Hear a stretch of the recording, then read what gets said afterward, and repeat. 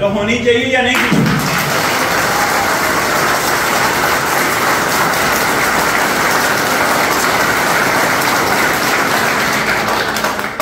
बहुत शुक्रिया, बहुत मेहरबानी। इंसानी रवैये पर ये लेक्चर है और हम ये समझते हैं कि मैं वो किताबों से पढ़कर किसे कहानियाँ सुनाऊँ। बिल्कुल किस्से कहानियां सुनाने की जरूरत नहीं है, ना किस्से कहानियां मैं सुनाने आता हूं। मैं प्रैक्टिकल वर्क में हूं, पिछले 35 साल से जो वर्क करते हैं वो आपसे हम शेयर करते हैं।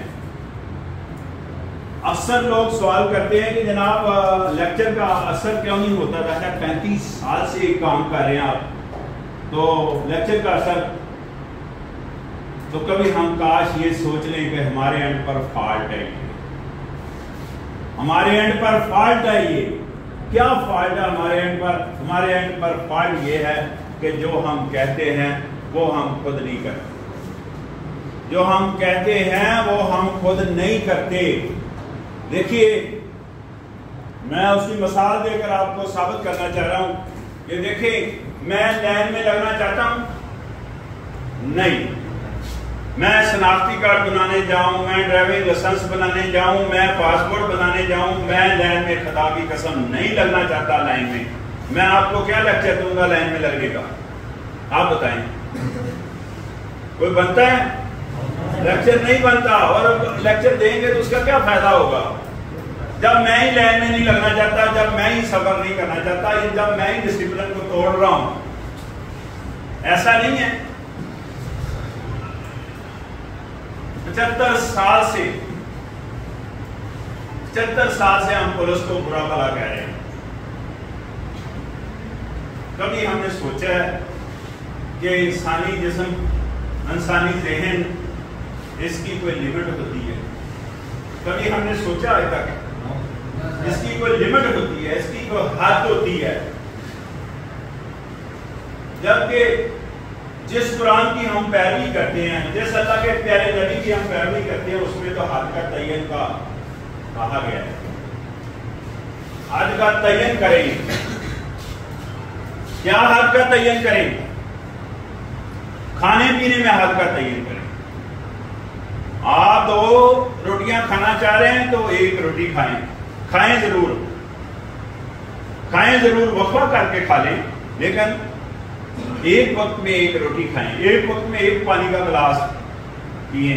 यानी हद का तयन की तरफ इशारा कर रहा हूं कि आप खाना खा रहे हैं तब भी हद का तयन करें, आप पानी पी रहे हैं तब भी हद का तयन कर रहे हैं, और आप अगर चल फिर रहे हैं इसमें भी हद का तयन करें, आप अगर गुफ्तगू कर रहे हैं इसमें भी हद का तयन करें। कभी हमने सोचा इस बारे में कि यार गुफ्तगू जो कर रहे हैं हम, ये हमारी गुफ्तगू तलवार से ज्यादा ताकतवर है, ये हमारी गुफ्तगू तलवार से ज्यादा ताकतवर है, ये दूसरे इंसान पर इंपैक्ट करती है, और ये दूसरे इंसान पर इतने जख्म छोड़ती है कि मैं आपको बता नहीं सकता। इतना दुखी करती है ये जबान हमारी, दूसरे इंसान को इतना दुखी करती है। तो आपका क्या ख्याल है? इनपुट आउटपुट का तो तस्वर कायनात में जब से कायनात बनी है कि जो आप दे रहे हैं उसका रिस्पांस तो आपको फेस करना पड़ेगा कि नहीं? अगर दूसरे इंसान पर इफेक्ट है हमारी जबान का, हमारी गुफ्तगू का, तो उसका रिफ्लेक्शन नहीं हमारे ऊपर आएगा, हमारे ऊपर इफेक्ट नहीं होगा।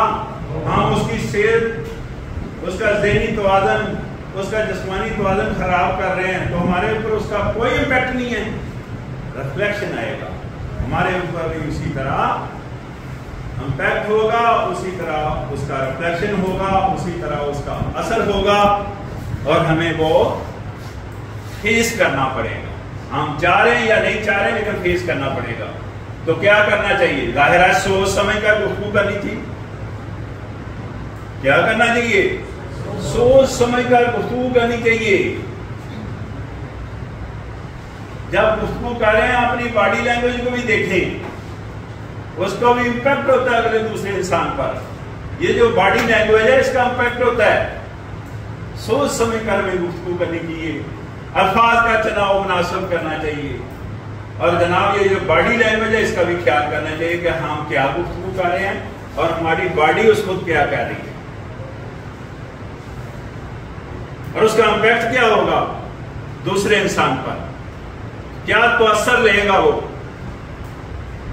हमें इस पर सोचना चाहिए कि नहीं सोचना चाहिए? हाँ या ना में बताएं कि हमें सोच समझ कर गुफ्तगू करनी चाहिए, अल्फाज का मुनासिब चुनाव करना चाहिए और बॉडी लैंग्वेज जो है ना उसको भी देखना चाहिए।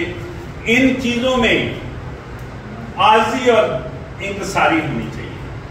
इन चीजों में क्या चीज होनी चाहिए? आजी और इंकसारी। ये आजी और इंकसारी किसका पेशा रहा है?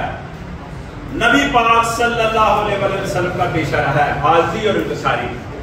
कायनात में इतना बड़ा मकाम किसी और नबी को भी हासिल नहीं है जितना बड़ा मकाम नबी पाक सल्लल्लाहु अलैहि वसल्लम को हासिल है, लेकिन उनके पास सबसे बड़ा इंस्ट्रूमेंट, सबसे बड़ा एलिमेंट, सबसे बड़ा अंसर नबी पाक सल्लल्लाहु अलैहि वसल्लम के पास क्या था? आजी और इंकसारी। कभी हमने सोचा कि